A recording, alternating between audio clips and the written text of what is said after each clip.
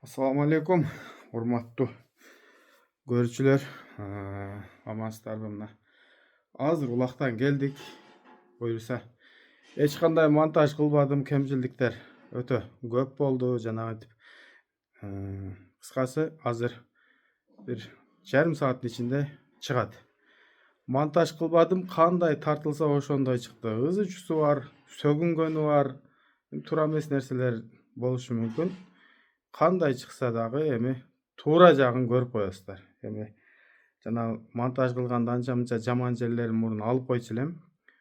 Азыр жанагы улакты эмес, башка камера башка жактарга кетип калган болсо дагы туура түшүнөсүздөр.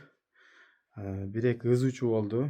Аларды деле азыр бар жогун мен баягы видеону кайра текшербедим. Келип эле кандай тартылган болсо басып койдум. Чыгайын деп калды. Ошо Жантөрө 93 YouTube каналынан бүгүнкү аламан улакты көрө аласыздар. Кандай өттү десеңиздер, өтө таза өттү. Чындыгында таза болду, жийиптек жанагындай. Эми бир жерде ызычуу болуп кетти, адам түштү деп ойлодум. Үстүнөн тебелеп бар жогу жанагы улакчылар тебелеп жүгүрүп ойногон жер кездешти. Ушулар деле баары чыкты. Кудай кааласа лайктан басып, жакшы ой пикириңиздерди калтырасыздар.